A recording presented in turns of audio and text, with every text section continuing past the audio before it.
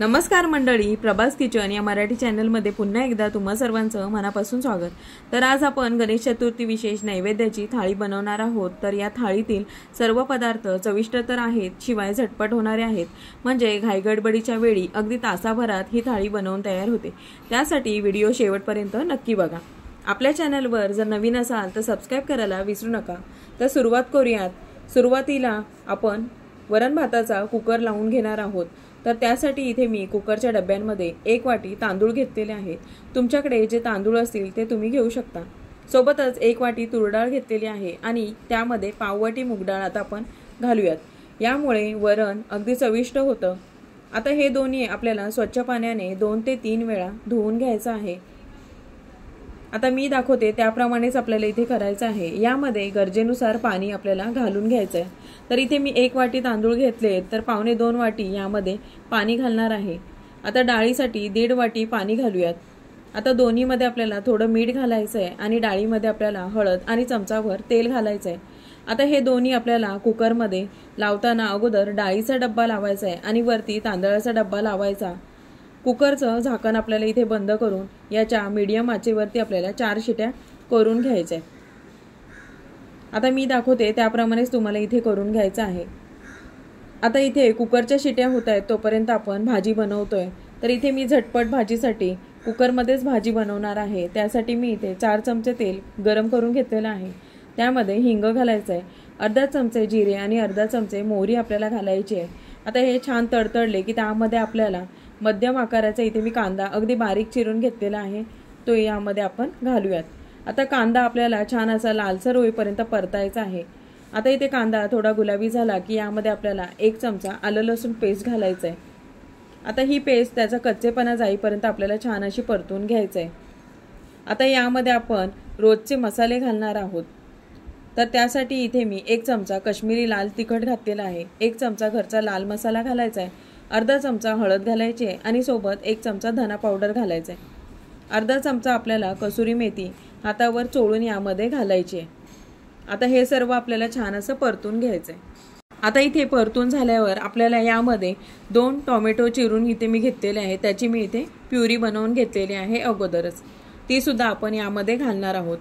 तर इथे मी प्युरी बनवताना जे टोमॅटो घेतलेले आहेत ते इथे मी कच्चेच घेतलेले आहेत। त्यासाठी आपण जेव्हा प्युरी घालतो तेव्हा ती टोमॅटो पूर्ण असे शिजल्यावर आपल्याला पुढची प्रोसेस करायची आहे। तर बघू शकता इथे मी टोमॅटो प्युरी घातलेली आहे आणि पुन्हा एकदा आपण हे छान असं परतून घेऊयात। तेल सुटेपर्यंत आपल्याला हे छान असं परतून घ्यायचं आहे। आता यामध्ये आपल्याला लगेचच अर्धी वाटी फ्रेश मटार घालायचे आहे। तुमच्याकडे जर फ्रोझन मटार असतील ते सुद्धा तुम्ही इथे घालू शकता। आता हे वाटाणे अगोदरच मी स्वच्छ धुवून घेतलेले आहेत, ते मी यामध्ये घातलेले आहेत। आता त्यामध्ये लगेच 2 मध्यम आकाराचे बटाटे चिरून घालायचे। तर इथे आलू मटार आज आपण बनवतोय। आता हे सर्व आपल्याला व्यवस्थित असं पुन्हा एकदा एकजीव करून घ्यायचंय। त्यामध्ये आपल्याला पाव चमचा किंवा अर्धा चमचा दुधावरची साय घालायची आहे। यामुळे काय होतं, आपली ग्रेव्ही अगदी स्मूथ होते आणि भाजीला अगदी चविष्टपणा येतो। आता भाजीमध्ये आपल्याला कोमट पाणी इथे घालायचं आहे। मी इथे थोडं अगोदरच पाणी मिक्सरच्या भांड्यामध्ये घेतलेलं आहे, ते इथे घातलेलं आहे। तुम्हाला किती पातळ किंवा घट्ट हवं आहे त्यानुसार तुम्हाला इथे या भाजीमध्ये पाणी घालायचं आहे। आता पुन्हा आपल्याला थोडंसं परतून घ्यायचं आहे। आता इथे मी थोडं कोमट पाणी अगोदर वाढवून घेतलेलं आहे। आता हे सर्व व्यवस्थित आपण परतून घेऊयात आणि झाकण लावून मध्यम आचेवरती आपल्याला 2 शिट्या काढायच्या आहेत। त्यामध्ये चवीनुसार मीठ सुद्धा मी इथे घातलेलं आहे। आता कुकरचं झाकण लावून आपण ह्याच्या शिट्या घेऊयात। तर इथे 2 मध्यम आचेवरती आपल्याला शिट्या काढायच्या आहेत, म्हणजे बटाटा अगदी व्यवस्थित शिजला जातो। आता दोन्ही कुकर आपले थंड होत आहेत तोपर्यंत आपण झटपट मोदक बनवूयात।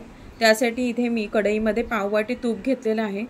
तूप छान वितळलं की त्यामध्ये आपल्याला अर्धी वाटी बेसन पीठ घालायचं आहे। बेसन पीठ चाळून घ्यायचं, म्हणजे त्याच्या गुठळ्या होत नाहीत। आता हे जे आपण बेसन घेतलेले आहे ते अगदी लो गॅसवरती आपल्याला छान असं परतून घ्यायचं आहे। जोपर्यंत आपल्याला याचा लाल रंग येऊन खमंग वास येत नाही तोपर्यंत आपल्याला हे छान असं परतून घ्यायचं आहे। थोड्या वेळाने जे आपण बेसन घातलंय ते पातळ व्हायला लागतं, तूप सुटलं जातं। तर आता 4 ते 5 मिनिटांनी त्याच वाटीने मी इथे अर्धी वाटीपेक्षा थोडी कमी पिठी साखर घातलेली आहे। आता हे सर्व व्यवस्थित आपण मिक्स करून घेऊयात। जरी गोळे झाले तरी आपण यामध्ये दूध घालणार आहोत तर ते मेल्ट होत जातात। 1 वाटी दूध मी असेल तर अगोदर आपल्याला अर्धी वाटी दूध घालायचं आहे आणि छान असं परतून घ्यायचं आहे। आता हे सर्व दूध टाकून पुन्हा परतून आपण थोडंसं यामध्ये केशर भिजवलेलं दूधसुद्धा घालणार आहोत। तर हे सर्व ऑप्शनल आहे। तुमच्याकडे जर केशर नसेल तर तुम्ही यामध्ये 2 थेंब फूड कलर घालू शकता। आता हे सर्व पटकन गोळा होईपर्यंत आपल्याला हे छान असं परतून घ्यायचं आहे। इथे गॅसची फ्लेम मी कमीच ठेवलेली आहे।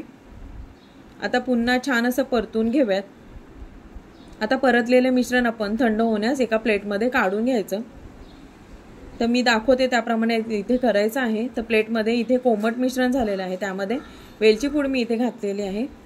इथे मी माझ्या आवडीनुसार काजू बदामाची पूड घातलेली आहे, तुम्ही तुमच्या आवडीनुसार इथे सुकामेवा घालू शकता। आता हे सर्व आपल्याला व्यवस्थित मिक्स करून घ्यायचं आहे।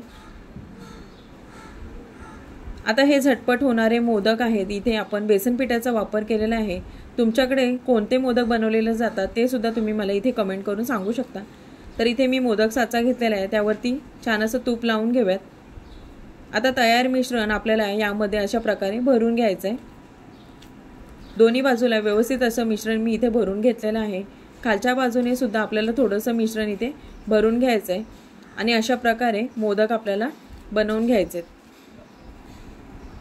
तर बघू शकता इथे आपले मोदक पटकन तयार झालेले आहेत, अगदी झटपट तयार झालेले आहेत।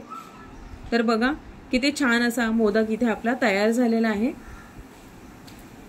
जे बाकीचे मिश्रण आहे त्याचे सुद्धा मी इथे मोदक बनवून घेतलेले आहे। तर आज नैवेद्यामध्ये आपण पुऱ्या बनवणार आहोत, त्यासाठी इथे मी एका भांड्यामध्ये 1 वाटी गव्हाचे पीठ घेतलेलं आहे। त्यामध्ये 2 चमचे रवा घालायचा आहे, चवीनुसार मीठ घालायचं आहे, 1 चमचाभर आपल्याला इथे तेल घालायचं आहे।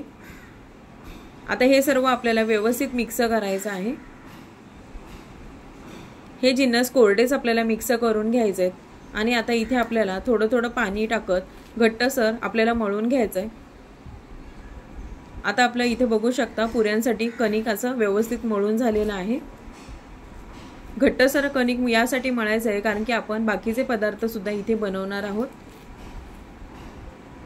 तर इथे छान असं आपलं पुऱ्यांसाठी जे कणिक आहे ते मळून तयार झालेलं आहे।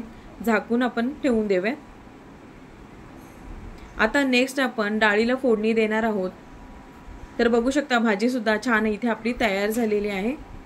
झाकण लावून पुन्हा आपण गॅस बंद करून बाजूला ठेवून देऊया।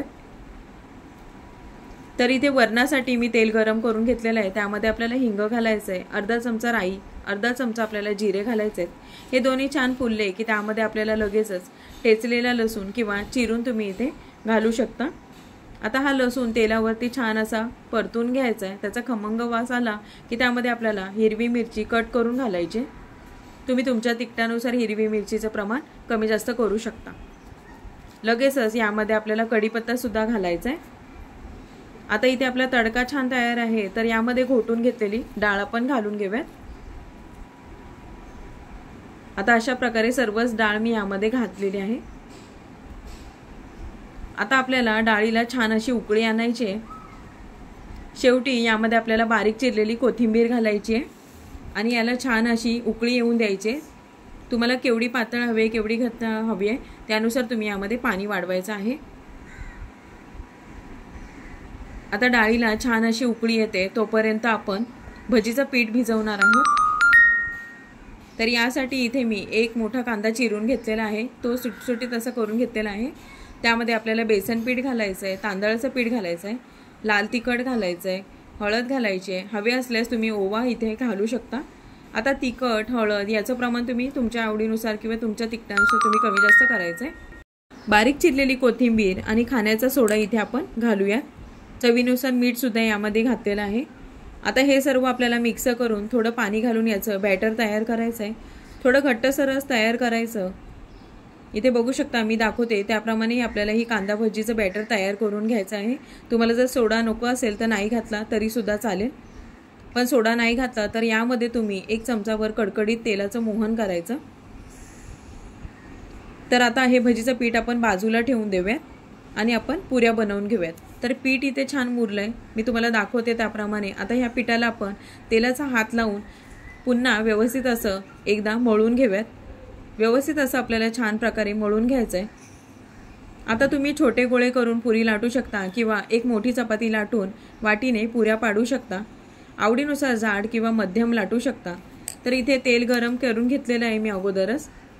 त्यामध्ये आपल्याला व्यवस्थित अशा पुऱ्या तळून घ्यायच्यात। तर इथे सर्वच पुऱ्या मी अशाच प्रकारे करून घेणार आहे। चला तर मग आता इथे आपण पुऱ्या तळून घेऊयात। तर इथे तुम्ही बघू शकता आपण पुरी तेलामध्ये टाकलेली आहे। तर इथे गॅसची फ्लेम मी इथे लो टू फास्ट इथे मी केलेली आहे। तर इथे व्यवस्थित सर्व आपण पुऱ्या तळून घेऊयात। आता पुऱ्या तळून झाल्या की यामध्येच मी कुरडई आणि पापड सुद्धा तळून घेणार आहे। बघू शकता इथे आपल्या पुऱ्या किती छान अशा टम्म फुगलेल्या आहेत। तर इथे लगेचच आपण कुरडई सुद्धा तळून घेऊयात।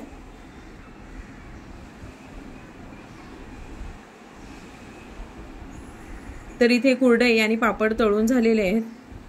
आता त्यामध्येच आपण लगेच पटकन भजी तळून घेणार आहोत। भजी टाकताना आपल्याला गॅस मोठा करून तळताना मध्यम आचेवरती ठेवायचा आहे। तर इथे बघू शकता भजी छान गोल्डन ब्राऊन रंगावर आलेली आहे। आता आपण भजीतलं तेल निथळून ही सर्व भजी आपण काढून घेऊयात। सर्वच पदार्थ बनवून तयार आहेत। ताट वाढून घेऊयात। तर आजची झटपट आणि तितकीच चविष्ट पदार्थ असलेली गणेश चतुर्थी विशेष थाळी कशी वाटली कमेंटमध्ये नक्की कळवा। व्हिडिओ आवडला तर चॅनलला लाईक शेअर सबस्क्राईब करा। मी भेटते तुम्हाला अशाच एका छानशा रेसिपी सोबत। तोपर्यंत तुम्हा सर्वांचे धन्यवाद।